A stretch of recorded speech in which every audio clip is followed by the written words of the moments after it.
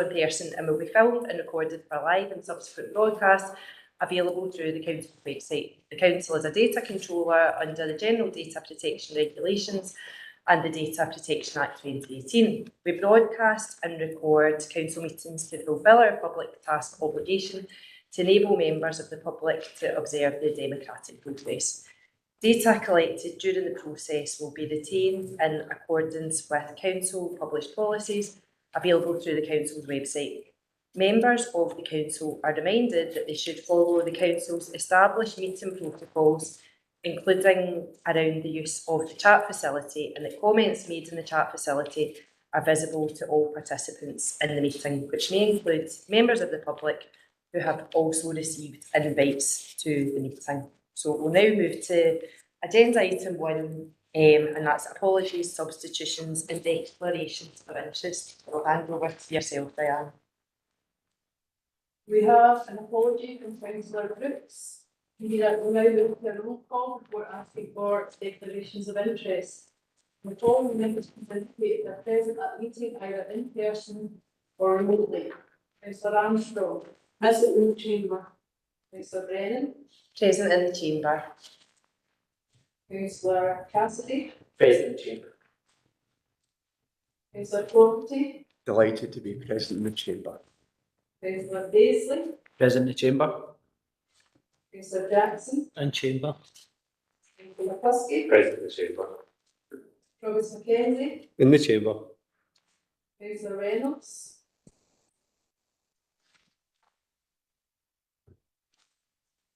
Present remotely. and Councillor Robertson. Present in the chamber. Are there any declarations of interest? Councillor Cassidy. Thank you. I have a connection to item 9 on the agenda by reason of a relative report of one of the organisations mentioned report of applied the objective test and don't consider there's an interest there as this is an update report for non-voting and not subject to any officer recommendations. Thanks very much, Councillor Cassidy. Thanks, Diane. So that takes us on to agenda item 2. Before we go to that, very warm welcome to Councillor Clockerty at this first meeting of his of this panel at this council. Thanks very much for coming along.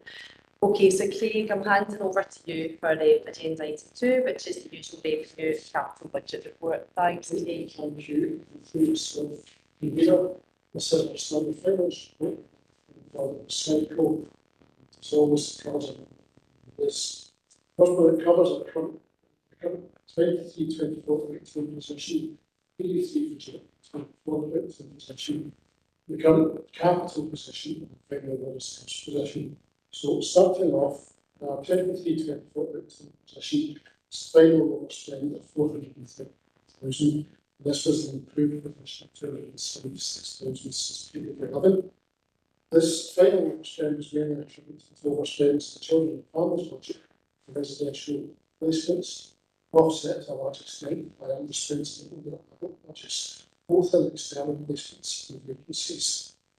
At year end, we drew down the children and family schooling reserves in this position. This is 40% of our capital payments, which I think to the moment. Moving into 24-25, as at period 3, we're currently projecting an overspend of 216,000 in the social care budget. There are a number of overspends within this overall budget, which is getting us this position. The main driver for the total overspend is due to the children and family budget projecting £4 million overspend.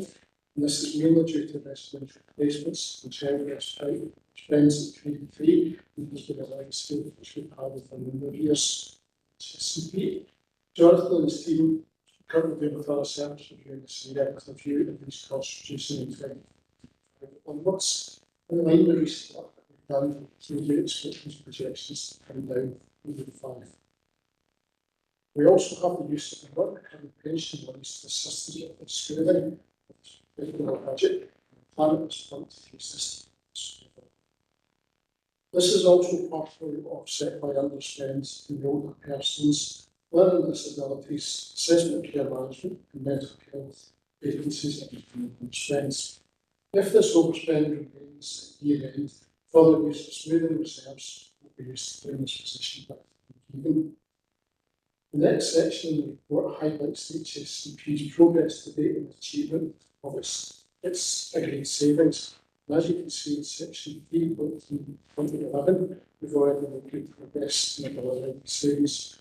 Further reports will be should come in Australia, actually,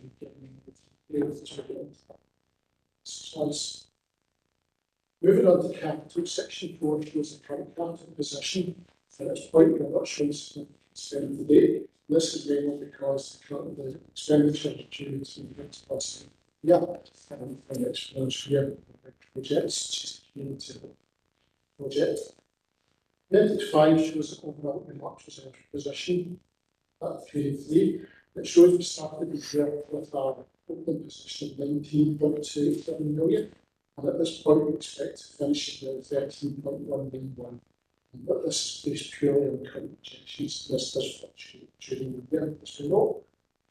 So appreciate as always that finance papers come to that. So I was happy to take any questions in a minute. Okay, thanks so much, Kate. That's a really full report.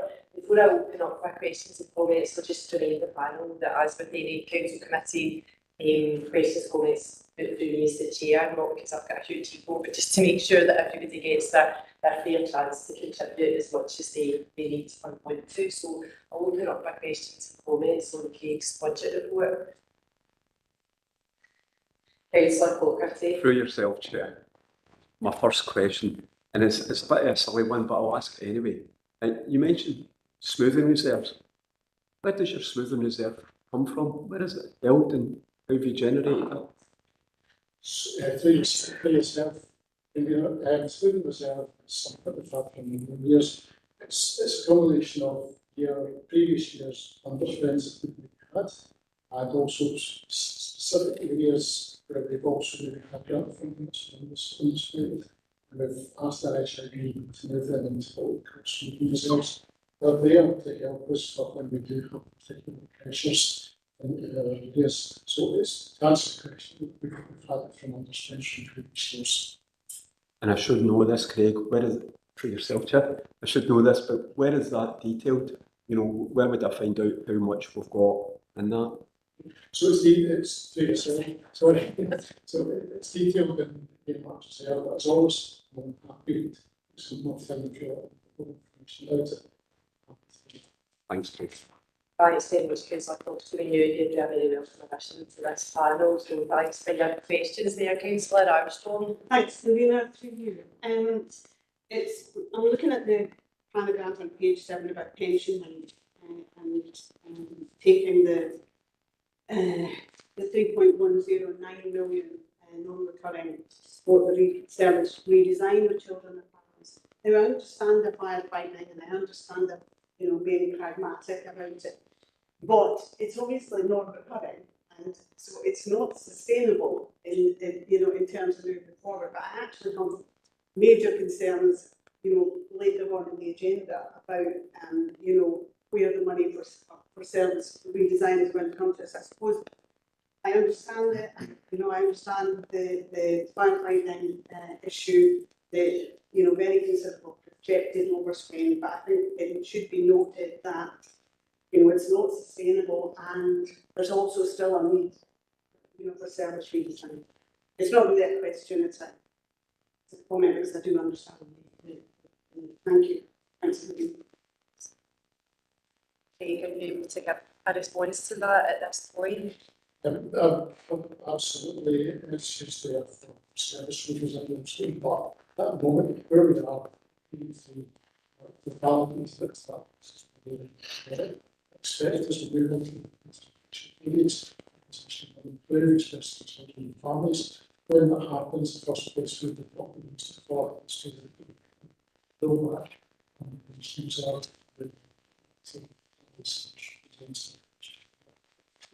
Thanks very much, Kate. And just tell us that we will have to have discussions with the IGBs about this to be defence. I feel that children and families still require that redesign, which it does do, but we aren't able to switch off the tap. It's preventable means we speak. We've still got children that require to be taken into care, because they're running a risk of harm if they're exposed within their own families. So it's a very difficult situation that we find ourselves, and one that has not stopped since the pandemic, not any different nationally, but I think John can knock out some of that within the fostering workforce in a bit more detail.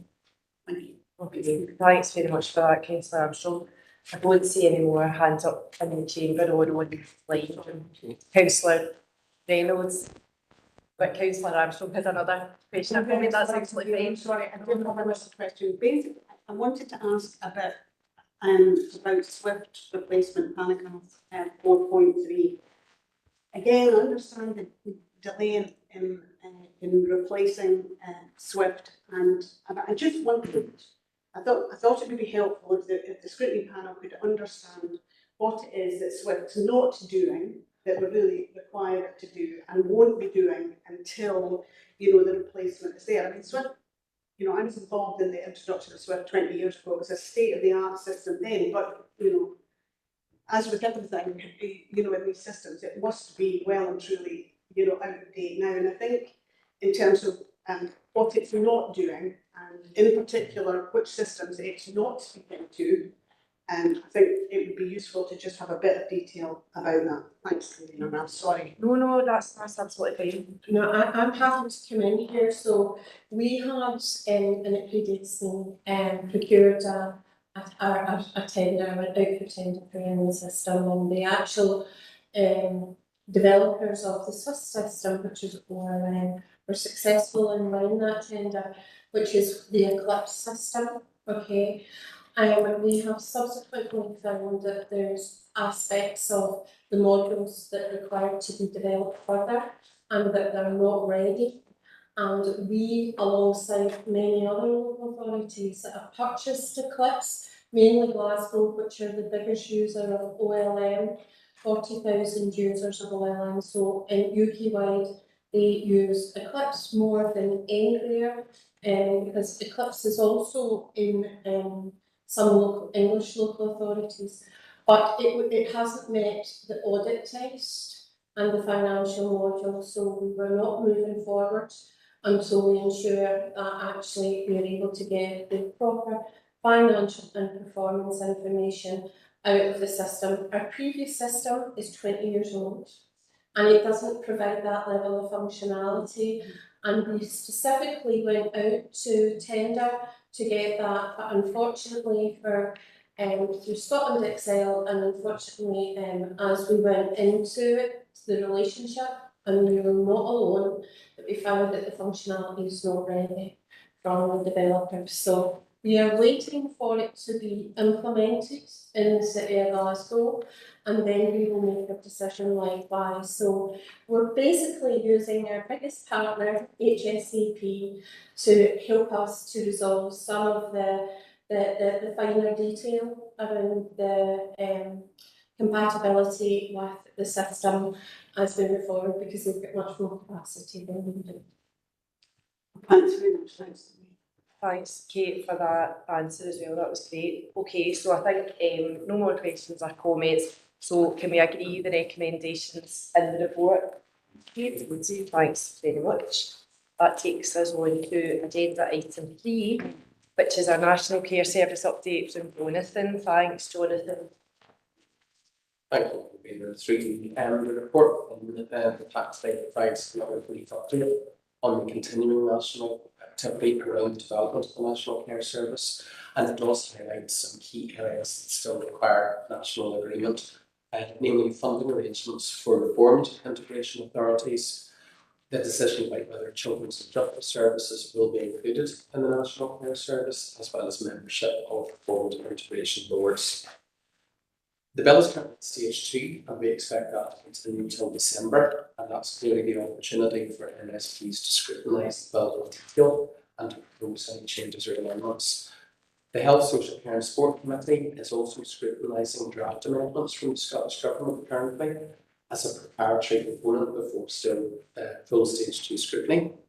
And there's also a national call for views, which will further inform the process specifically about proposed changes to the bill and the new construct for a National Care Service. The report does refer again to some national discussions that I'm part of, namely through the Chief Social Work Officers Committee, through Social Work Scotland, and I think with the national call for reviews, there's likely to be some more traction and a further report to a future meeting of the panel with a bit more detail around that. Okay, thanks a lot, Jonathan. So it sounds like December's really our next big date for getting something a bit more detailed as well, but thanks for that detail there. Questions and comments, Councillor McCluskey? Thank you, Chair, through you. Thanks for the report, Jonathan. This whole process, and this is obviously not talking to the officer here, because some questions though about the local impact, but this whole process has been an absolute shambles. Like, I really shudder to think about how much money has been spent trying to establish the National Care Service. Here we are, still several years on, with a list of major questions outstanding, just looking at the 4 things that you've highlighted in your report. And obviously this committee as a whole in the past has talked about, just how much need there is in frontline services that could have been met by some of the funds that have been spent on trying to establish the National Care Service unsuccessfully. I've just got 3 areas that I'd be interested to understand your view of what the Scottish Government's attempting to do here. So the first is around an area that this panel took quite a lot of interest in, which is about local control in terms of local authorities' role. So the national, I'm going to turn this off because I think it's the next water. The National Care Service local boards that have now been reformed. I think originally they were going to be ministerial appointments for the chair, and there's going to be quite a lot of ministerial oversight. From my reading of the new bill, it appears now that the IGPs are just to be renamed, and it doesn't appear that there's still the proposal in the bill for the appointment by ministers of the chair. Am I reading that properly? So will the chairs of these newly formed IGPs be appointed by ministers, or will they still be appointed in the way that they are at the moment? Second, just around that control element, it appears from the bill that the government will sort of retain a right to direct local services. So there seems to be a provision for ministers to direct these new local care boards. Is that correct? Am I reading that? Am I reading that correctly? That there will still be that kind of ministerial oversight of it. And thirdly, just in terms of local impact, do you feel as the chief social worker for council, maybe that's also saying the Kate as the chief officer, that you have a sense now as this bill progresses and gets closer to going through these levels of scrutiny, that do you have a sense of what the local impact will be in terms of governance arrangements and in terms of how services are going to be provided? Because again, just looking at these 4 things that are highlighted, which I think is probably just skimming the surface in terms of some of the stuff that's still outstanding here, a lot of these are fundamental in terms of the services we provide, children's services and justice services. So in terms of the local impact, do you have a sense of how this is going to impact on our services, and then what preparations we need to make in order for this for this bill coming into place after it gets through Parliament? Thank you. Thanks very much, Councillor McCluskey. Over to you, Jonathan, and we can have a bit of back and forth really if we feel because I know that was quite a few questions wrapped up there, so we'll see, just you can keep us posted if we've got the responses. Thanks, Jonathan. Thank you. I suppose in response to Councillor McCluskey's first couple of points about local control and the right of ministers to direct care boards, the short answer from my professional perspective is that that's still in development, and that's obviously part of the stage 2 process, and one that I would expect to be clear as the rest of this year continues. And I suppose beyond that, I'm not really able to offer an awful lot of clarity as a local authority chief social work officer. I suppose the third point is the one that certainly professionally I am particularly thoughtful about in terms of the impact of any national changes, and in this circumstance we're talking about the proposal for the National Care Service. And I suppose really from a local impact point of view, the focus for me as Chief Social Work Officer is about the continuity of service provision and some of the challenges that Craig's already alluded to in his finance report in the earlier item in terms of how we can plan for meeting the continued high demand for services in Inverclyde and the impact of those intergenerational factors that impact a number of our most vulnerable in our communities, but also really from a strategic point of view, very thoughtful about the need for robust oversight of statutory social work services and making sure that across children, justice and adult social work services, that we in Inverclyde have the right strategic and operational model to offer assurance to yourselves as elected members and to our communities as well. So I suppose the local impact, the third point, is the one that I'm particularly thoughtful about, and clearly from a strategic point of view, moving ahead with colleagues in terms of being able to strengthen that statutory social work oversight. In terms of the earlier points, I suppose from a personal point of view, it's wait and see and continue to take part in some of those professional discussions at national level. Thanks, Jonathan. Yeah, were you feeling Yeah. those were the responses to those questions? Yeah, thanks, Kate. I mean, just my observation of sitting and listening to the construct of the National Care Service, with being a social worker for 37 years, at times it's quite challenging to understand where what intentions it is and where it wants to go. But one of the things I would say is that we have to look at what we've got right in Inverclyde and how it works really well for us. This Health and Social Care Partnership was a CHCP before that. It was, probably, it survived the integration before it was called integration, when it was Health and CHCPs. That and East Yorkshire were the only ones that were left within the Greater Glasgow and Clyde. And that's because I think the value that the elected members and the community put on the need for joined up working, I would say that still prevails.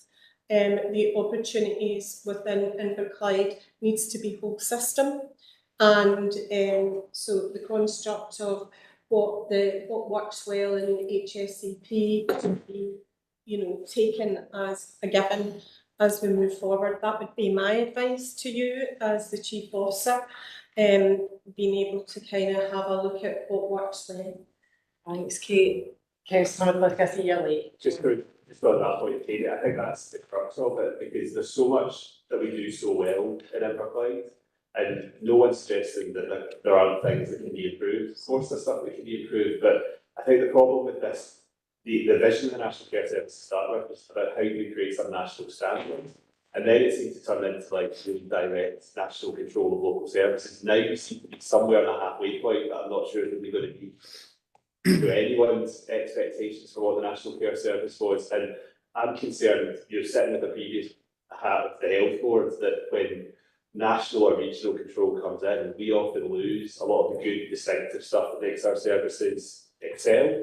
And I don't know if there's any way that we can, as a smaller authority, and I'm sure there's other smaller authorities that are in this position as well, can communicate that back to the government, that our distinctiveness and kind of uniqueness in terms of how we do health and social care can't be lost as part of this process. And they do seem to have moved some way, but I do think it's a terrible way to do legislation, to introduce the bill and then be making this many changes at this stage. But I'd be keen, and I'm sure you're doing this yourself already, just how do we let's communicate that point about our distinctiveness back to them, because it can't be lost in this process. Thanks. Thanks, Councillor McCluskey. That's definitely something there to think about. I'll go to Councillor Robertson and then to Councillor Flaherty after that. Councillor Robertson. Thanks, Kipia. I think it's a shame sometimes that we've had to have conversations about the development of the National Care Service, because it was something that did have cross-party support in the Scottish Parliament. It's something that we all agree with the intention of, and I think it's important that we do remember that. I think if we don't think it's a difficult task, then we're probably not paying attention. But the task has probably been made slightly more difficult as things have gone on. The questions that kind of remain for me, and maybe just kind of picking up on some of the things that Councillor McCluskey has said, but just maybe ask for a wee bit more detail. the notion of the things that we are doing right, being able to keep doing them and having the ability to change the things that we know need to change. I'm just very keen that we do always make sure that our voices are heard through the process of development as things are at the minute, but also as things settle, that voices will still be heard in terms of that. So I don't know how, I'm not sure I know you're saying there's lots of professional discussions, Jonathan has said that, Camina, but I'm not really sure that the sort of detail of that. But will we also be able to ensure a context where what Kay has said, Convener, about the whole systems thinking and whole systems practice being able to be implemented and being required for us is something we think we need to have? Is that going to be able to take place? Thanks, Kate. I understand the Chief Executive will be making representation as part of Solace, and she's had a discussion with myself, and I think that some of the observations that we've had around this panel will be presented to the committee as a result of that. So I'm reassured by that. Okay, thanks, Kate. Councillor Robertson. Can I come in on that? Just thanks. I think thank you. That's helpful to sort of have said that in this forum. I'm just wondering if we can sort of close the loop, if you pick up on when those discussions take place, what actually happens as a result of them, because our voice is out there, then what we need to listen to. Okay, thanks. Thanks, Councillor Robertson. Before I go to Councillor Clougherty, I think there's maybe something in there about an ask that panel members are kept informed of sessions locally where views are being sought on it. That I'm sure they'll be open to members of the public, but that we maybe get that detail sent out to panel members, and then the future reports include the detail that Councillor Roberts and Councillor McCluskey have been looking for. Councillor Clougherty. Yeah, thanks, Chair, for yourself. I suppose it's just a couple of comments picking up both on Elizabeth and Kate's comment. I think, one, since I've been chair of the IGB, I don't think we've moved on very far at all, actually, in the National Care Service. That's just an observation in the last 2.5 years. I think one of the things I'm acutely aware of is children and families. I mean, when we say the whole system approach, of course, we've got the Inverclyde Alliance, our overall strategic partnership, and children and families is very much integrated with education as well. So we look at it, and we look at an all-council approach. So in one way you say, well, you want to look at an all social work approach here, but we've got to remember that children and families is, in this council, and taking Kate's earlier points, we did take integration very seriously earlier on, whereas other authorities fell out with each other. Glasgow, for instance, I'm sure you're all aware. But for us, the integration was there, and especially in children and families, that integration with our education is very strong. And that corporate nature of yourselves with Ruth and that team and Michael and that team is very strong as well. So whatever we do down here, we've got to make sure that we don't lose that input that we all have through yourselves, through the Alliance Board, through myself, through Education Board, and through our people. It's not lost. And I suppose that's one of the things that you're scared of when people do things to you, that you throw the baby out with the bathwater, ostensibly. And I think that's one of the things that we've got to be very careful that we don't do anything.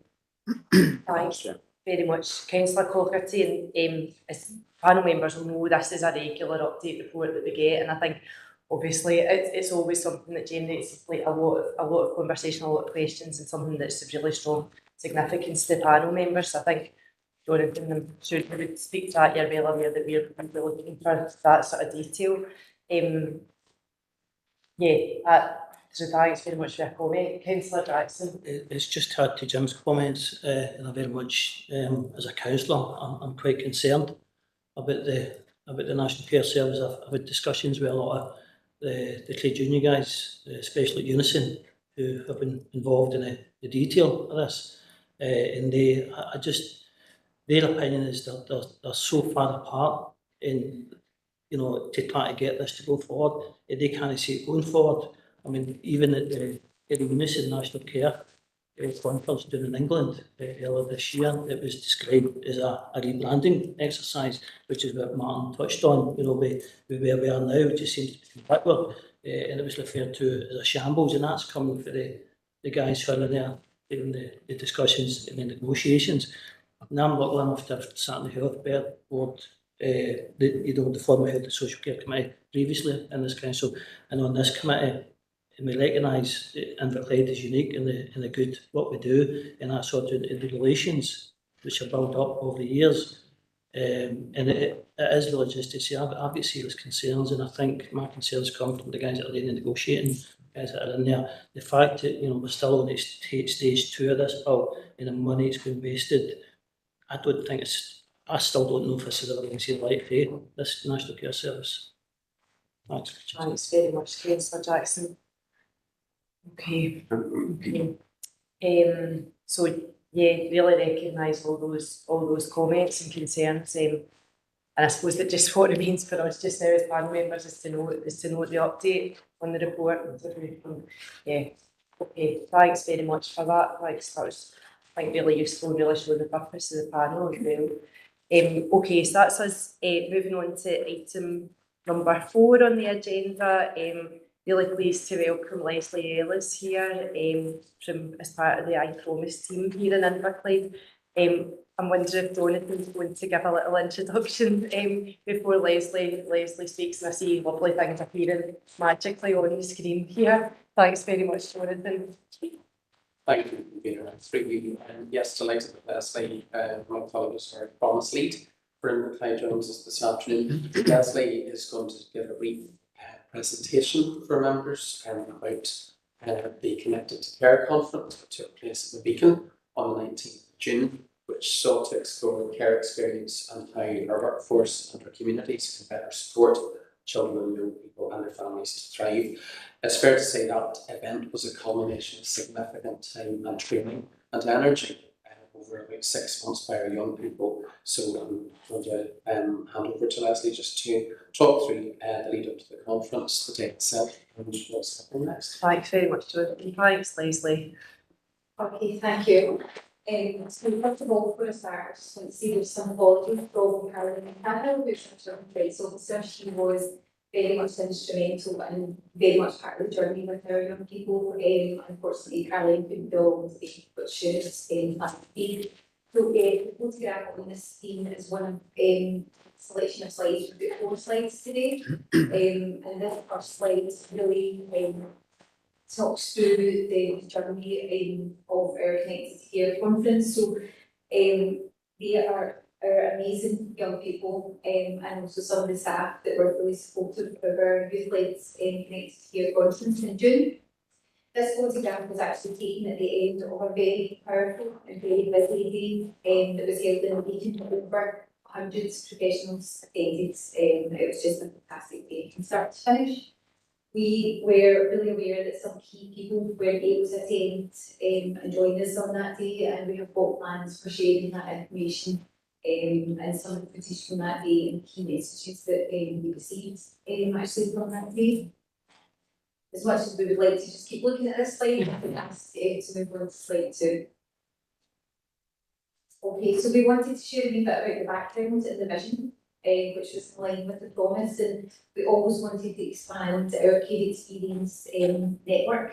So you'll recall from information I've shared previously in this panel that we had Sprouts Care, which is our advisory group, and that's been in place for the past 6 years. That group has changed and it's evolved, and we've got young people that are no longer part of that group due to being in employment, but also at university. So a lot of the young people that interviewed me for the post that I'm currently in really do other exciting things, which is, and that's natural and that's good. So we wanted to extend.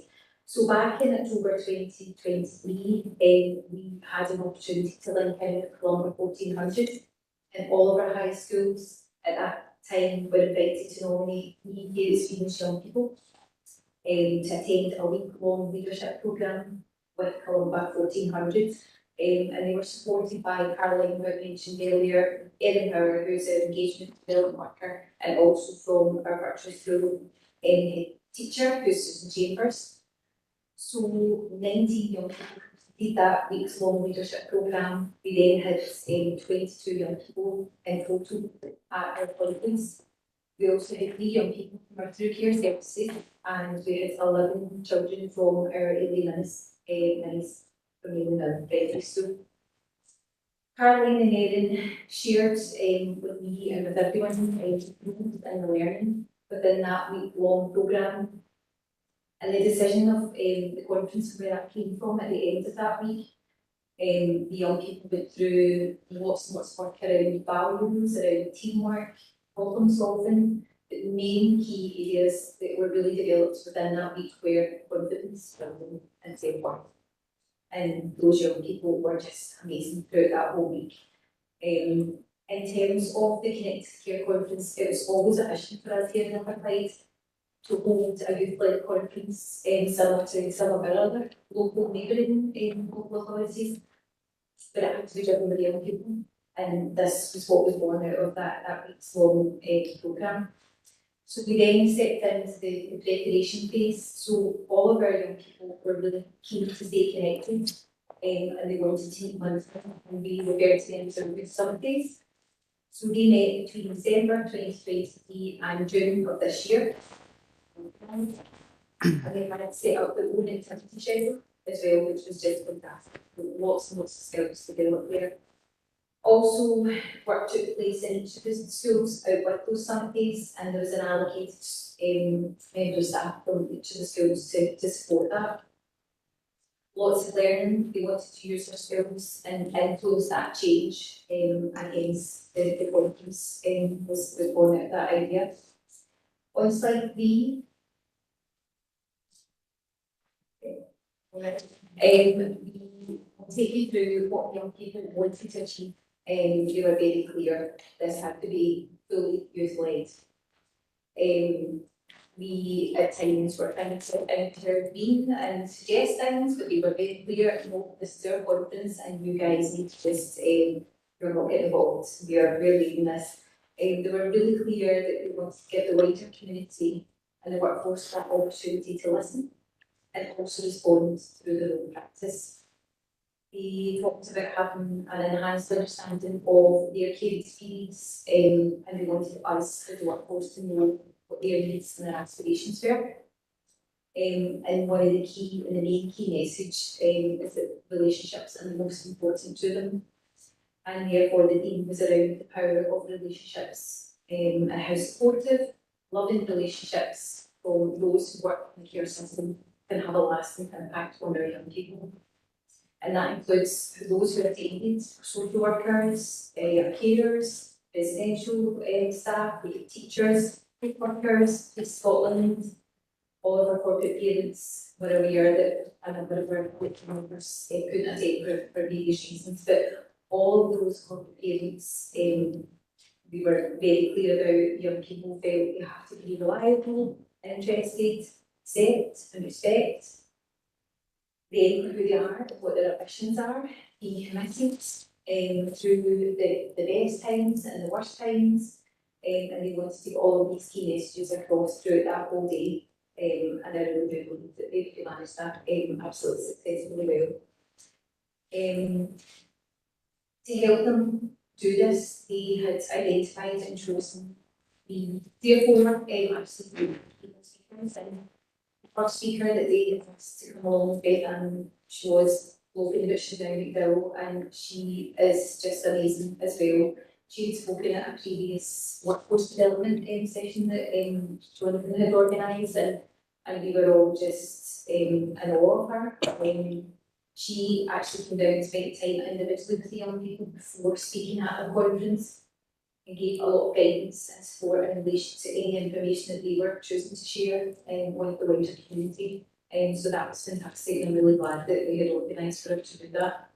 Laura Edridge, who currently works for Scotland, was also another key speaker, and again, lived experience shared that as well.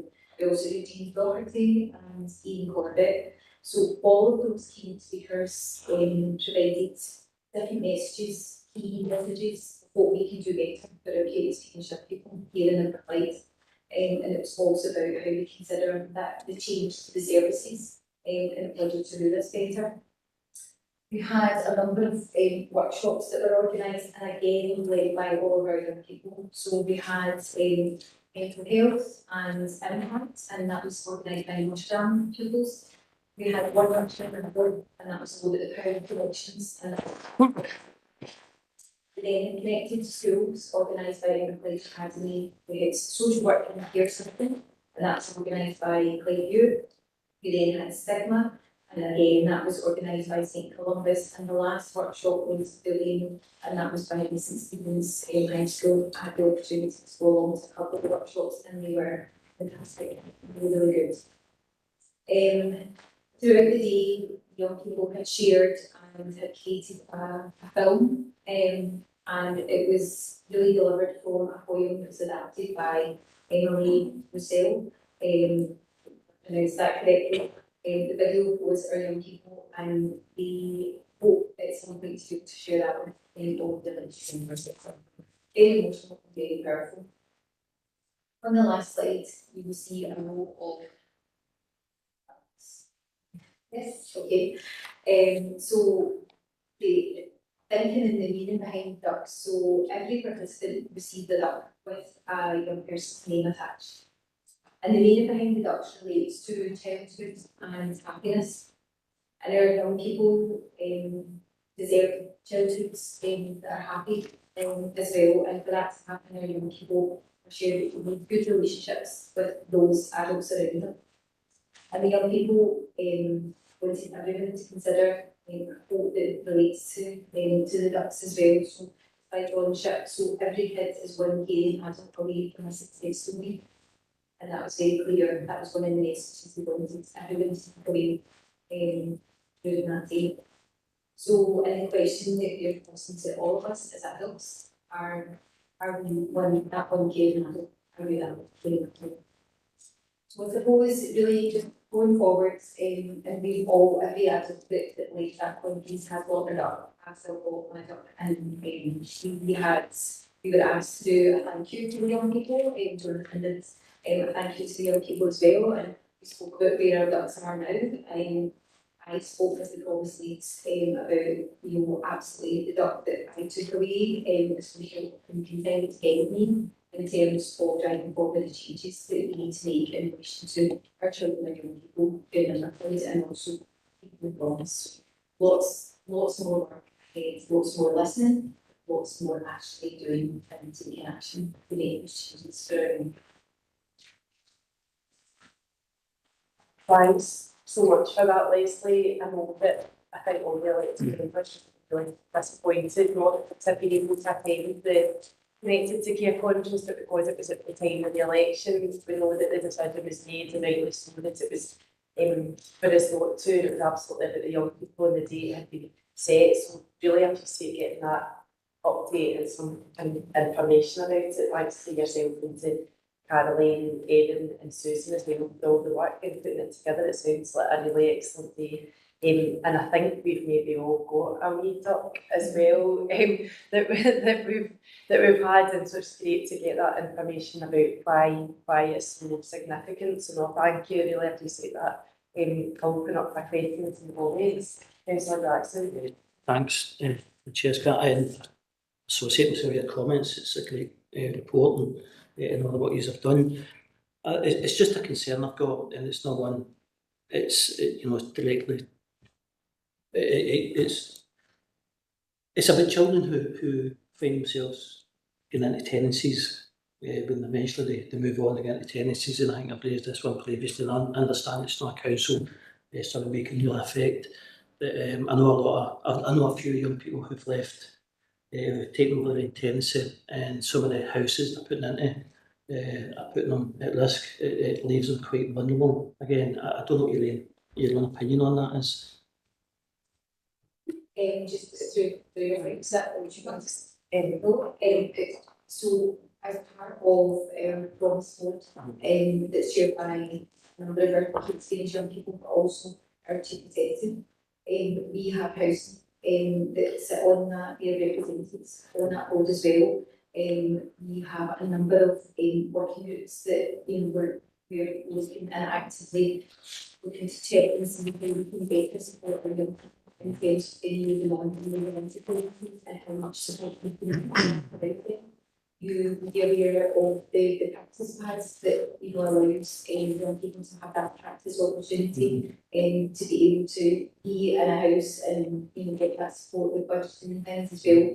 And I think our through care services are really key in terms of how they then support the young people who are potentially even here within their own pregnancy. So my hope would be that we absolutely have the right support around young people, and if that's not happened, then obviously we need to work harder at supporting them. Can I possibly just come in? Just, Councillor Jackson, I'm thinking, I know Jonathan wants to come in as well, so I don't know if Jonathan wants to add a bit to that before you come back in, if that's one of the things when you say it's not about the care, absolutely the care he's give after is fine. I was just wondering, like, you have the social housing on within the board who's helping, but I'm just wondering if the allocation policy could be tweaked or changed to give these young people a better chance of a better accommodation, to take them out of areas where they will be put at risk. Now, you can give them the best care in the world, but this is Inverclyde. We know some of the threats that are out there. And I know this from a couple of young people who have found themselves vulnerable because of where they've been put by the housing associations. So absolutely, they're up around care and the support given. And I get that, but sometimes you can't protect them when they're in these situations. And I would like to think that the housing associations would recognise these are just ordinary 19, 20-year-olds that they need to be given, taking it out of the areas which aren't quite as good as others. Yeah, thanks very much, Councillor Jackson. I think that's really interesting you mentioned the practice plans, Leslie, because I know we got a report on that here previously, and I think it's family members if we chance to go and see it. I'm going to bring Jonathan in as well in response to that, and then I'll go to Councillor Roberts. Thanks. Thank you, through you, Convener. And just to return to your points, Councillor Jackson, heartened to hear just that support for the support that teams provide to young people. You're absolutely right. So many of our experienced young people, by virtue of their own life experiences, have experienced a range of quite significant trauma. And the move towards independent living is something that we all can relate to, particularly at that age. And I think, just as Leslie mentioned, the practice that I was actually writing that down as well, because that's one of the key developments through working so closely with our young people that we recognised as a service was an extra stage that was really necessary. So I suppose in terms of the allocation of housing, I've probably not got too much to say on that, other than, as Leslie says, housing providers are included on the promise board, and really the aspiration of the promise being running until 2030 is obviously quite a significant undertaking of national policy, but also by the close relationships we've got with registered social landlords in Inverclyde. We're always working with them and with the young people to as far as possible support them in terms of making that final move towards independent living. And that will take into account a number of individual preferences, including where young people may have ties to local communities or particular areas, or where other supports exist in terms of family or friends. But I suppose in terms of the support that we offer through the HSCP, it continues to grow and is reflected in the practice plan as one example where that co-design with young people is really instrumental in trying to scaffold that additional support. And then Thanks, Jonathan. I didn't get along to see it, but I saw photographs of Councillor Moran, our colleague, at it, because I thought it was something that was really interesting to hear that innovation coming from young people and staff saying this is like the middle stage as well. And I know from asking about it, I know it's been really well used. Sorry, Councillor Robertson. I think Kay wants to come in and make a final comment on that before we go to Councillor Robertson. I just want to make a comment about a relationship with their housing providers. I think there's been a lot of work done in the last 18 months around forging better relationships with their housing providers. and the housing providers are on board. Whilst that we can't treat our children legally as having protected characteristics, they are applying that notionality around and having discussions about where is the right place on an individual basis. So we will see some of the experiences that you've outlined, perhaps being less of a feature as we move forward. We also are going to the IGB next in a couple of weeks around trying to consolidate our support around our homelessness and settlements. And as a result, we will be specifically beefing up our homeless interface and our relationship management with the providers, and they have been working really well with us. And we hope to be bringing a report to the IGB in November around the decisions around homelessness and what that would look like. But the service manager for this post would be instrumental in ensuring that we do that strategic needs assessment as we move forward, because we know where these children are and we know what communities it should be living in, and we would want them to go, where possible and safe, to go back to the communities where they have family, so that we can provide that level of support alongside ourselves. So just to provide you with that reassurance, Councillor Jackson. Thanks for raising that, Councillor Jackson, as well, because I think that is reassuring, and I think it is, and it's obviously something that you'll continue to raise as really importantly. Okay, so sorry, Councillor Robertson. My question, conveners, about the day that we didn't get a chance to go to. And actually, it's really just about the actions that came out. I'm sure there's lots of actions that came out of the day in terms of things that young people were wanting to be done. I'm hoping some of them will be things that are directed at us. But I'm certain that there are things that even if they're not directed at us, that we've got a scrutiny roll over. And I just wonder when we'll get to see the actions. Thanks, Kibia. Thanks, Councillor Robertson. Just for yourself, so we have sent out an email to all elected members to explain that there will be a session organised with our young people. So we're just at the stage of pulling that together.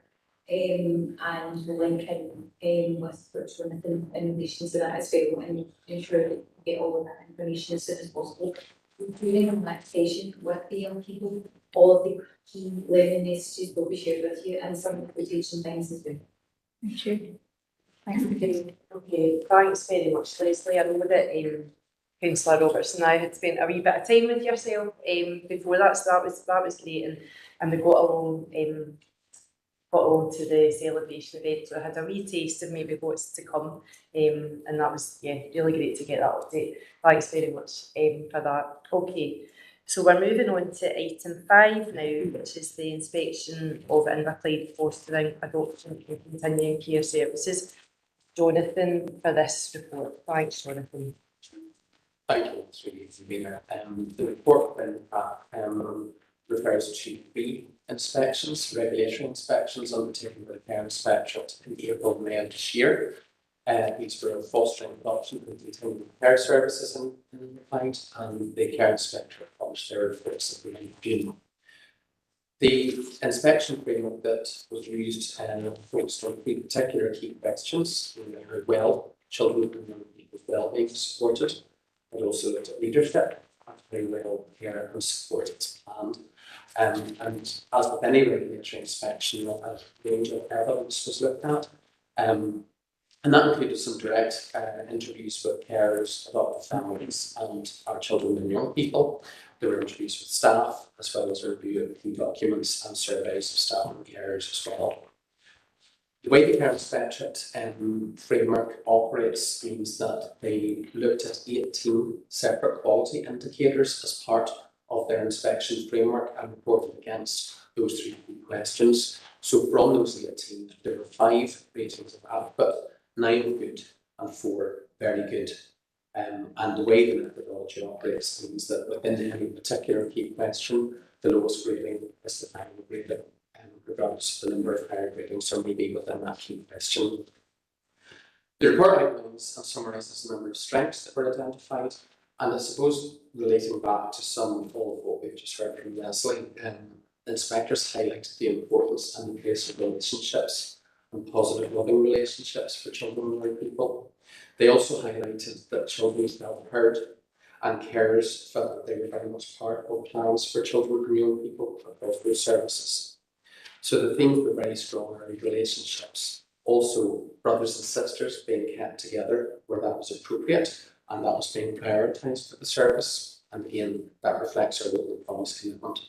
And support to young people to ensure that their plans reflect their views, their voice and their wishes, as well as carers being supported to be strong advocates for children and young people.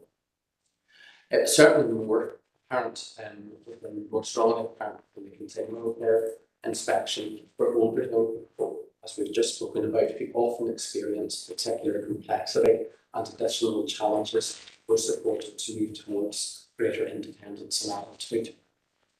The reports also noted that all actions from previous inspections in 2018 have been completed and that no complaints have been upheld since the previous inspection. Members will see that there were a number of time-limited actions that were highlighted within inspection reports, and these broadly related to assessment or reassessment of some carers who had had a significant change in their personal circumstances, and those were to be completed by the end of July, and we notified the care inspectorate within timescales that those reviews had been completed. There were also some other actions around strengthening the management review processes for children's plans and for improving timescales for the completion of assessments and permanence plans. And again, those immediate tasks have been completed.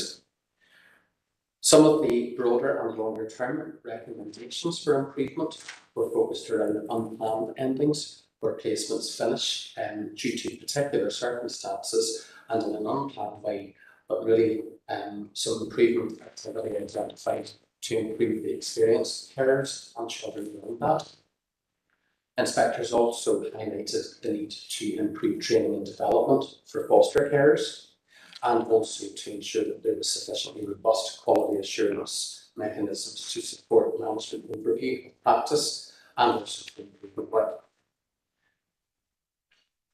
I suppose really thinking about the range of activity around the 3 inspections, there is clearly a key focus on permanence, and permanence where it is possible for children to return to their families, particularly because of risk and some of the wider family resilience concerns and some of those intergenerational harms can be particularly acutely felt in areas such as Inverclyde, where we have those intergenerational challenges around poverty, etc. And really that's been evidenced not just locally but nationally through the pandemic and with the impact of the pandemic right across children's services. But it does highlight the absolute importance that for children who need to live away from families, they don't experience unnecessary delay or drift. The pandemic has had a significant impact across services, but also quite specifically in terms of the number of carers reducing as a result of the pandemic, whilst the number of children nationally requiring to live away from home increased. Some national measures, such as the Scottish Recommended Allowance for Foster Carers and Kinship Carers, is part of the national work to address this, alongside some of our local improvements, which are focused on models of assessment, review and planning for children prior to the inspection itself. Since these specific actions I've spoken about were completed, managers and staff have been working on a broader improvement action plan for fostering, adoption and continuing care services that reflects some of that ongoing work that has been undertaken, including introducing a specialist nurse for looked after children and developing and strengthening our post-adoption support, but also it will reflect very clearly the inspection findings. We will include staff in the final version of that, and we're also going to be engaging with carers as well, because we recognise that it's important that they collaborate on developing the training and development plan for carers, particularly because in Inverclyde we're lucky to have foster carers who have been caring for children for a number of years and will bring their own particular skills and experience to that. to ensure that they're included and involved. It would be a proposal that we bring, if it pleases members of the panel, that improvement action plan to the next meeting of the scrutiny panel. And also that will reflect some of the other practical measures that we have been implementing during the inspection, and also some predating. Some of those include plan to co-locate our fostering and adoption teams with our locality social work teams, because that's important to really strengthen the team around children where they require to be looked after away from home on a permanent basis, and also to strengthen some of the decision making and capacity assessments around permanence. We know also within Inverclyde, and I've referred to this before, but we know nationally as well, another impact of the pandemic was a shift in the experience of our social work profession nationally, where we saw a number of experienced practitioners leave social work, as well as a number of newly qualified social workers join the organisation. The average time for a social worker, I think, is around 2 years in the profession, so that's quite a significant reduction nationally. And we've seen that the average age of social workers in children and families locally is around 8. So that means that we have more social workers with less experience in permanency planning, and permanency planning, as you can appreciate, is quite a significant piece of work that takes place over a number of assessments over a longer period of time. So that's why we're bringing in mentoring support for those newly qualified social workers to undertake permanency planning work to really provide greater certainty around outcomes for children in Inverclyde. We're also looking at how workers can provide a bit of peer support around those permanence planning, particularly through some complex legal processes that practitioners need to be familiar with. And there's also another area, I suppose, that directly relates to the findings of the inspectors, and that's about the capacity of local foster carers in Inverclyde. As I've said, we've got some extremely committed and dedicated carers who've worked with the service for decades. But really the significant capacity challenges have meant that locally we have to think even more creatively and innovatively. We know that there have been previous attempts to attract more foster carers to caring in Inverclyde, and there's been some success over recent years with that. But we recognise that the dedicated role of foster care requires something a bit more focused. So it would be our intention to target a more specific audience in partnership with our third sector partners, and particularly thinking about the registered workforce in Inverclyde, chiefly education, health and social care staff. We're also aware that the council is the largest employer in Inverclyde, and that many people who work for the council are from Inverclyde, so they have strong emotional ties and a personal investment to local communities, and we feel that there's an opportunity there to explore those avenues in terms of developing more short-range carers for children and young people, again, echoing the principles of the policy. So there are 3 inspection reports that offer a range of recognition of good practice, a number of areas for improvement, but I certainly would be more happy to bring that for improvement action and back to the next meeting.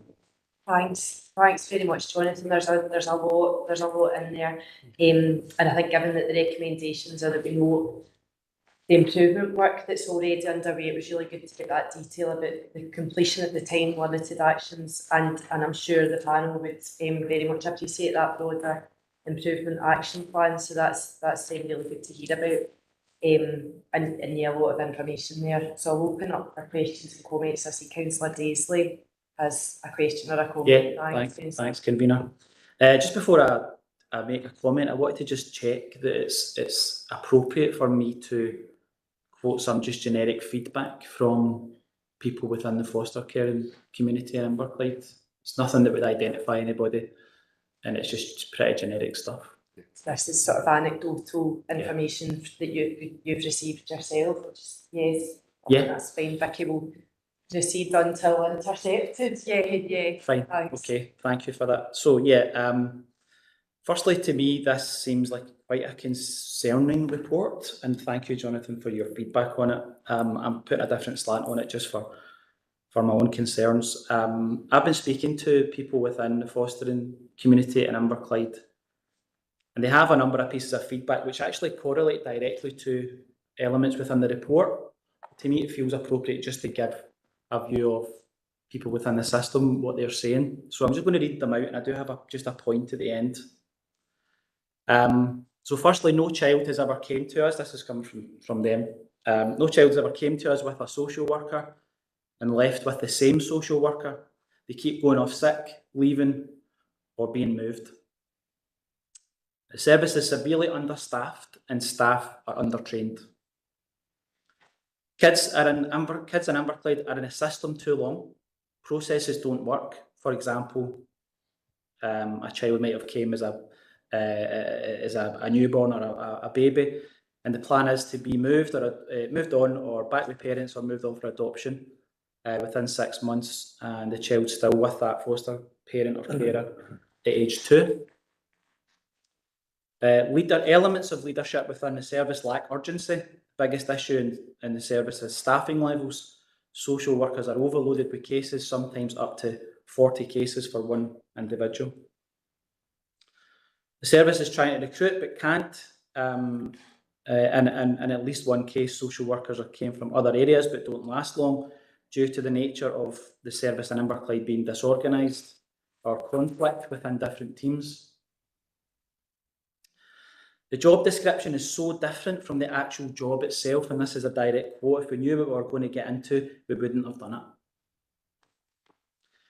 Foster carers are leaving due to a lack of support as they see it. For example, foster carers, I believe, are entitled to 2 weeks respite per year. This particular individual has never had that, as there is not enough foster carers to take the child and allow respite for the carers. This one's quite significant, and again, this comes from a foster carer and is anecdotal. Every single foster carer in Inverclyde feels undervalued. So my final point, and it correlates directly with something on page 42 of the report, which is page 5 of 11 of, I believe, the adoption report, and it's on paragraph 3 from the top, and it's about halfway through the report, the paragraph.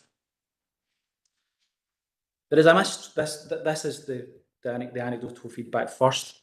There's a mistrust and a lack of communication between certain teams. The biggest issue is a lack of communication on basic things. For example, if a child's meant to be picked up for school, no one had ordered a taxi, for example, from one team, and when bringing the issue up with the other team, it's just a blame on the first team rather than a solution being made. This is common knowledge within the fostering community in Inverclyde and a daily experience for foster carers. Now, if you look at page 42, the sentence that I'm going to read out proves that from the report. However, we found that divisions and a poor culture of collaborative working between the service and the practice social work team have had an impact on outcomes, right?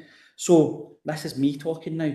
Could that be said? Could a reasonable person say that these services are failing our most vulnerable children, our foster parents as well, on a huge level due to conflict between teams and people not getting on? That's a cultural thing, and that to me is simply unacceptable. Thanks very much for your input, Councillor Daisley. I suppose before I go revert to Jonathan, I suppose it's worth acknowledging here in the chamber that we are accepting that this is from one anonymous source who hasn't wanted to go on record, and I'm assuming hopefully has shared that information with key stakeholders and staff and their named workers, as well as potentially, I'm assuming, their ward councillor. So that would be very much my hope for that anonymous source, that has spoken to yourself, as you're saying to the panel that this person's come to speak to you. So I'll pass over to Jonathan there with that question. Thanks very much. Thank you, Mr. Convener, and Councillor Daisley, thank you for that contribution. There's a lot for me to hear, and there's maybe not so much that I can respond to, obviously, not having had any previous awareness of the points that would be raised, but it's always extremely helpful to get feedback from our carers.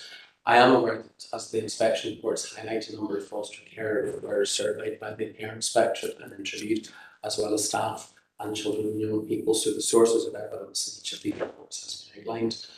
The point about social work turnover, I suppose, relates to the subject of staffing that we've already touched on today and have referred to previous occasions, where we do locally experience what is a national trend, which is that through the pandemic, not exclusively but considerably amplified by the impact of the pandemic, social worker recruitment has been challenging. Within Inverclyde, where the majority of our workforce are from the local area, we continue to seek to recruit social workers, and I've already spoken in an earlier to the shift in the level of experience of social workers across the workforce nationally, which clearly does have an impact in terms of people's experience and people's understanding and skill base. It takes time to develop post-qualification. The comment about children being in systems too long really, I suppose, refers back to some comments that I made in response to the inspection reports about permanence planning and the need to ensure that permanence planning, wherever possible, reduces drift and delay in children's plans. And there will always be a number of factors that are related to individual children's plans. There can be changes, clearly, whenever a child comes into a foster care placement with the intention and the aspiration of the child returning home, and for personal and specific circumstances that might not be possible over time, and it requires the child's plan to be reviewed and to be reassessed to reflect some of those risks and some of those vulnerabilities. The issue about capacity for respite care that you referred to is one that, whenever I was making closing remarks about the inspection reports, referred to short breaks carers or respite carers, so pretty much the same experience but different names. And we know in smaller communities like Inverclyde, there can be an additional challenge in recruiting short break carers when we have smaller populations, but also the targeted recruitment that I spoke about is really not just about looking for permanent or long-term foster carers, but looking particularly at the registered workforce and more widely about opportunities for short breaks carers, because we recognise that that is an area that needs to grow in Inverclyde. Clearly there's some very specific examples from your source that I don't feel would be appropriate for me to explore in this forum, but I'm clearly very happy to speak to you off table to understand better how this service can support the carers and address some of the specific concerns that you raised. Thank you. Thanks, Jonathan. Thank you. Councillor Armstrong. Thanks, convener. I hope that concerns about these inspection reports, particularly fostering and adoption, much less so continuing care, it's a much more positive report. And, you know, I'm making the comments, I have an extensive background in family placement on a personal level, at a local authority level and a national level. And my own notes on in the papers are littered with, you know, not good enough, not good enough.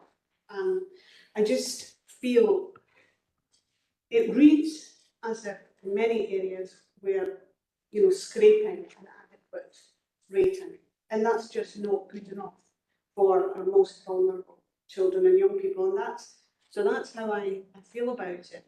I much less so. I mean, not, you know, I'm not talking about the continuing care inspection here. I'm talking about fostering and adoption inspections. I could go through, you know, a lot of the individual items, but I also have concern about the response to the inspection reports. And in part that's because later on the agenda we have, you know, a report of another inspection, actually a much more positive inspection.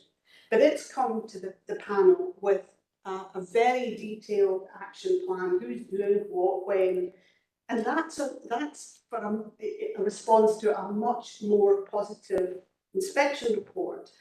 Now, I am reassured with what we've been told that an action plan will be coming to the next social work and social care scrutiny panel. But there are a number of requirements which have to be interest and be fulfilled by next week. You know, I mean, you know, it's the date, the deadline is the beginning of September.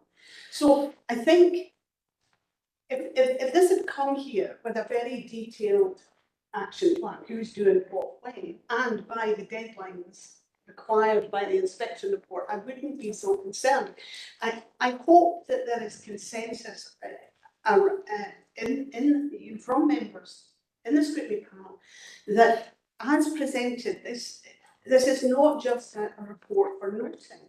I mean, this is you know, these are inspection reports that require action, and I was going to be asking if members agreed with me that there should be a short-line working group on fostering the adoption to report to the next social work and social care scrutiny panel. But if there's confidence that the work that's in train already, acknowledging that we're not going to know whether the requirements are going to be met by next week or not, maybe that is enough. I would like to think that members of the panel agree with me that noting isn't enough. You know, that we need at the very least a very detailed action plan about who's doing what, address what.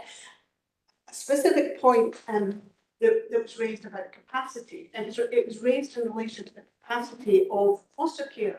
But I think that we need an action plan. As I say, whether it needs a short-line working group, but we need an action plan that addresses capacity in the service, as well as capacity in carers.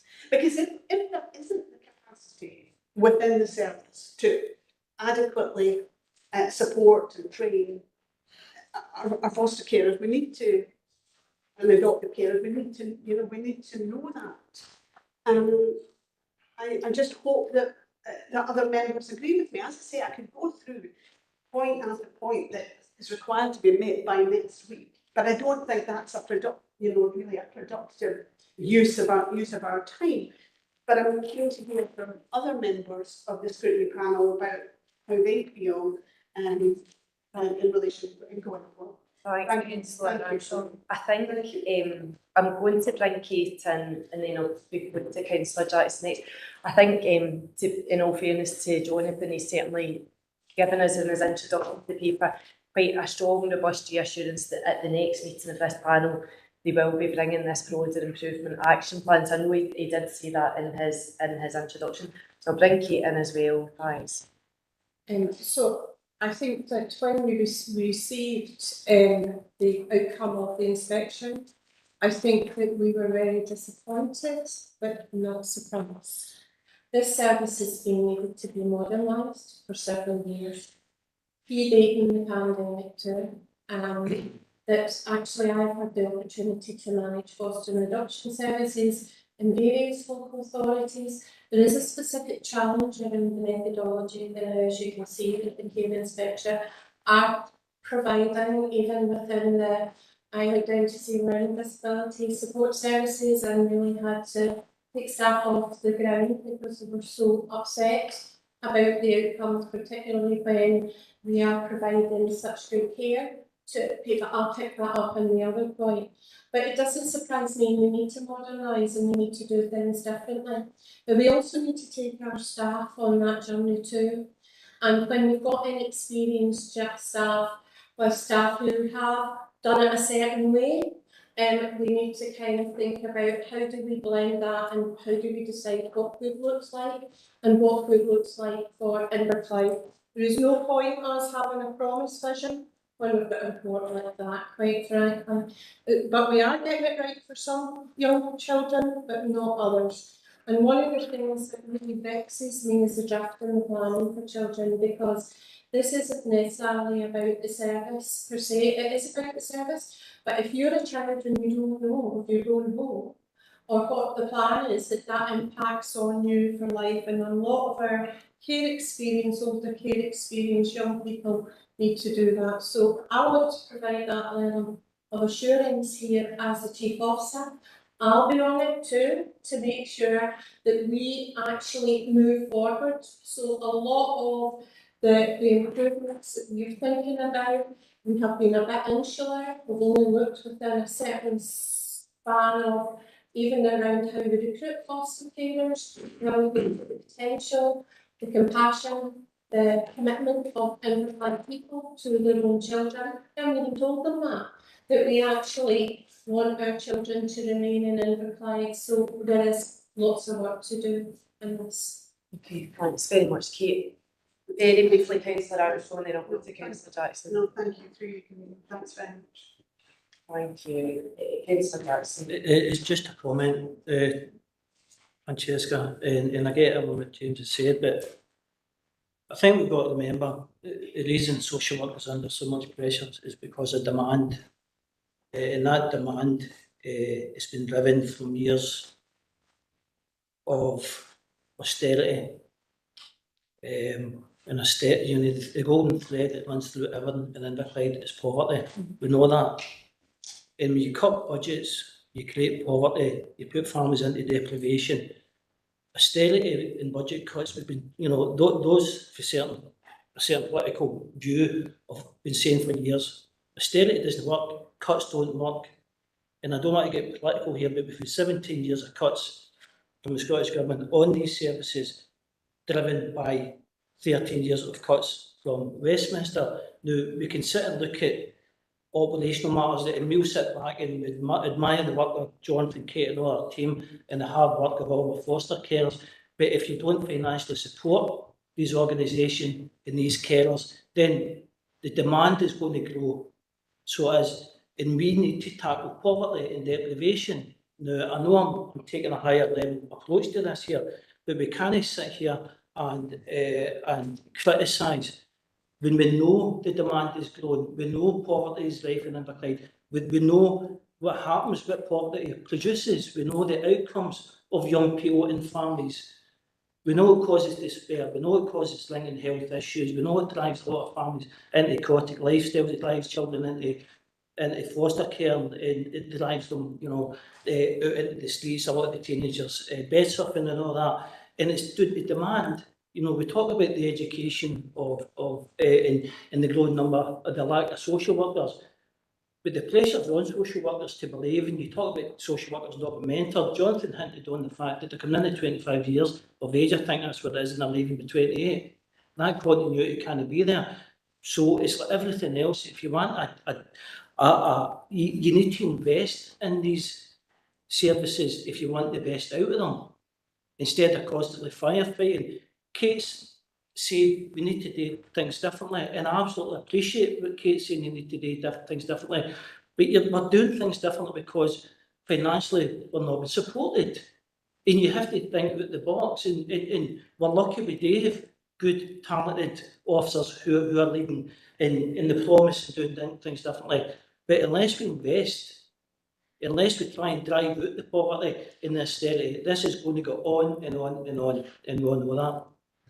Thanks very much, Councillor Jackson. I think what this report shows is, that I think we all recognise we really need and want the best for young people and their carers involved in these services, and that we'll absolutely be looking for the reassurances that we're starting to get today, and that we'll be keeping a really close eye on it. And absolutely, I think it's important to recognise that a lot of good work goes on, and really positive experiences for young people, and a lot of people that look after them as well. But that's something that we'll be keeping a very close eye on. Councillor Reynolds. Thanks, convener. Can I just say thanks to Jonathan and Kate for their input. On the back of the last three contributions from Councillor Daisley, Councillor Armstrong, Councillor Jackson, I've really just got a comment on page 23, 3.3.12. It is just a comment rather than just a question, but it has got me a wee bit concerned. It says inspectors noted that no complaints for the fostering, adoption or continuing care services had been upheld since the previous inspections. On the back of a recent discussion, I'm assuming that there's confidentiality confidentiality issues here, and that's because there's no more detail there. But it doesn't really tell us much. It doesn't really tell us if these were recognised and discussed. So really, I'm just looking for assurance that there's been robust scrutiny since we have been discussing complaints that have been brought via our councillor. Thank you. Thanks, Councillor Reynolds. Jonathan? Thank you, through you, Convener, and thank you, Councillor Reynolds. The reference in 312 relates to the formal complaints that will be lodged with the Care Inspectorate, Councillor. So within each inspection report, inspectors note that no complaints have been upheld, and that relates to complaints to the Care Inspectorate about any regulated service. In terms of any complaints that may relate to local services for fostering adoption or continuing care, they would of course be subject to the established complaints policy and investigated according to the appropriate stage. But that reference is specifically quoted from the Care Inspectorate reports themselves. Thanks, Jonathan. Is that okay, Councillor Reynolds? Yeah, thanks, Jonathan. That's made that a bit clearer. Thank you. Okay. I see Councillor Armstrong's got a light on, just for, I think a final contribution before we move on to the next item. Thank you, Convener. I would like to suggest that paragraph 1.5 is amended to say that a detailed action plan, you know, that's targeted, specific, who's doing what and when, comes back to the next scrutiny panel. And we've heard that in the discussion, but I would like, is it possible to make that clear that that's what the scrutiny panel expects? Thank you. Thanks, Councillor Armstrong. I'll check briefly with my colleagues on either side. I think we've got that. I feel clear we've got that assurance from Jonathan as referred to earlier in your comment, that I think we've got that along with the recommendation that we note the report. I think we've got an assurance that we're going to get the Building Improvement Action Plan, but I'll just I think we can put that into the.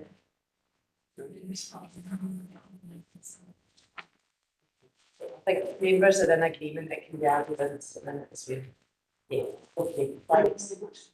Thank you. Okay, right. So we're on to item 6, and that's yourself, Jonathan, talking to us about the National Review of Social Work Governance and Assurance. Thanks very much. Thank you, Convener. This report again references activity by the Care Inspectorate, not just in Inverclyde, national. And the Care Inspectorate have indicated that they will undertake a national review of social work governance and assurance, which is currently underway, and that will run until the end of this year. The Inspectorate identified to better understand the role, the remit, the effectiveness and the challenges facing social work in Scotland, and that there are a number of stages to the review, where they're going to focus on the impact of governance arrangements, assurance, and also looking across the piece in terms of adults, children and justice social work services. The different components include a national staff survey, which is currently underway, and that has been issued to over 300 staff legally. It's targeted at frontline practitioners and first-line managers, and that runs until the 4th of October. They will undertake a review of core documents in each area that demonstrates governance and assurance approaches in each local authority area, and Inverclyde submission was provided earlier today. They will also undertake structured interviews with a small number of managers and senior leaders, including myself as Chief Social Work Officer, and other local managers will have the opportunity to participate in theme focus groups during October, and these will look at governance and disability, assurance and staffing and workforce. The review will include consideration of how staff are supported to fulfil their roles and how leaders are able to influence decision making, as well as having strategic oversight of significant risk relating to statutory duties of social work. As this is a national review, the Inspectorate team will not evaluate performance in individual partnerships, but very similar to thematic reviews, will identify what is working well nationally and identify areas to consider for further improvement. Thanks, Jonathan. Councillor Robertson. Thanks for the paper. It's useful to know that that's happening. Thanks for bringing me in, convener, to ask a question. Can I just ask what the follow through on this will be? What's the kind of specific? It's about governance and the governance of it. You know, if suggestions or improvements, etc., are brought forward from this exercise, how does that then translate into making changes in individual areas? Is it going to be through legislation, or what's the how do we get what comes out of the exercise into the real world? Thanks. Councillor Kate? We don't know. Okay, we don't know, and that's the truth of the matter. I suspect the governance has been looked at prior to any move forward around the National Care Service. That is my own professional opinion on that. And that's what we would want to look. We would want to look to see what level of governance is in place around integration, and you'll see later on in the paper we've identified, for all the same reasons we've just discussed, that's a concern for the client, but we've mitigated by taking some actions already. So that would be my view, unless you put something more, Jonathan. Through you, convener, nothing different, just to add the only further clarification from the Inspector Councillor Ross is that they will produce a single national report in spring of next year. Beyond that, we await further detail. Thanks very much. Thanks. I guess it's the first report we've had on this, and I think it'll probably not be the last that we have. But I suppose it's similar to the we've spoken about the National Care Service convener. It really useful to know that our voices are being very well heard as that exercise goes forward, because I think it's an area where we've got a lot to say. Okay, thanks very much for that point, Councillor Robertson. I think that's duly noted. Okay, so we'll note the fund review as a plan. Okay, thank you. And that takes us on to item number 7, supported living service care inspectorate inspection. I think it's Alan who's going to talk us through this report. Okay, thanks, Alan. Thank you, Convener. Yes, this report provides the social works social panel an update on the inspection, the unannounced inspection that took place on an HSEP supported living team care at home service for people with learning disability. This team is 24/7 that provides support to service users with learning disability to live successfully within their own tenancies and independently within their own communities. It was an unannounced inspection, and the inspectors visited both the James Walk Court and Holmes Cross Street, and also the supported living outreach staff based at the Gerald Centre. The inspector spoke with 11 people who used the service. They also had contact with 8 family members and carers. Spoke to 14 staff and management, and then obviously part of the inspector looked at some other processes and documents. The key messages from the inspection were that management and staff were very good at developing meaningful relationships with the service user. People were reported to participate to a wide range of community activities. Management and staff have developed relationships with the external health professionals, which enhance the health and well-being of service users who use the service. The inspection also picked up that there was development improvement actions in terms of support plans and risk assessments, which did not always guide staff on the service users' current needs. The management team recognised the need to improve systems around medication support and recording, and some of our quality audits were not used to the fullness they should have been. So therefore, improvement could have been enhanced if they were used differently.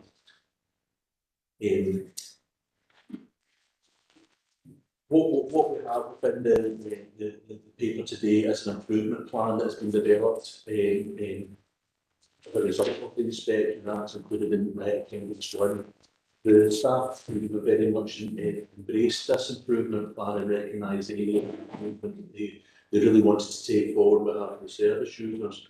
The areas covered were medication and staffing. Both of these required the improvements to be actioned by the second of July. Both of these improvements were actioned within that timescale. We subsequently had another unannounced inspection in mid-July with the inspector looking at these two areas in particular. And both the inspectors were very pleased with the progress they've made and have indicated to the team that grading will be increased now on the back of those two areas to good in terms of medication and staffing. Other areas where the improvement plan covers around restrictive practices, quality assurance and support planning. Whilst all of these areas have a date of 26th of November for improvements to be made, and we'll need to wait until the 26th of November for the inspectors to come in and do another inspection then. But with the staff team, the way we do it for the inspectors, that whilst they were in there, we did have a look at what was going on in terms of those improvements. We're very encouraged to be very positive encouragement to the staff group that they were certainly very much in the right direction of travel in terms of improvements in the service. And again, it's part of this process that people service was fully involved within the group about how progress in terms of the ability to have easy read versions of the documents and also to give the service users an update where we're going with the improvements to the service and participating in doing questions. Thanks very much for that, Alan. Councillor Jackson. Thanks, Alan. It's just to ask on the key messages from the inspection, the last 3 bullet points. These bullet points kind of suggest the areas of improvement are normally associated with high staff turnover, like medication and that type of thing. Is that the case? No. So Alan reported back to me, Councillor Jackson, the staff were really disappointed about the inspection and the outcome. So I went down to see the staff and I had the opportunity with the delight to meet all the residents too, who have got fantastic relationships with the staff, and the staff are all long-standing members of staff. I got the opportunity to speak to them too, and they've been there for a considerable length of time, supporting residents. Some of these issues are process issues that actually all we need to do is to develop different processes and maybe modernise. Again, there's a bit of modernisation coming into it. So, for example, even before the inspection, the staff team had identified that they could do things differently by the use of apps in terms of people's own reviews. So that we're clearly much clearer around the communication and the preferences and the views of staff. Now, children's services have that already, but adults didn't. So part of our lens work was they purchased, and we're trialling that, and we're wanting to if it works well, we'll be looking at that across adult services where we know that communication is a bit of a challenge for individuals. But I went down and I was really taking it. It was the best afternoon I've spent in a long time. Just watching the interactions between the staff and the residents. But there is things that we could make a bit better. Thanks very much. Just Alan, it's just, I know it's not on this report. See what commission services, do they undertake the same kind of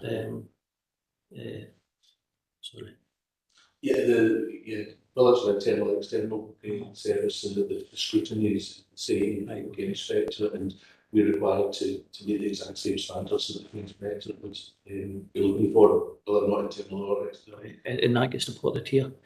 Sorry, does that get reported to this scrutiny panel externally? Yes. Thanks.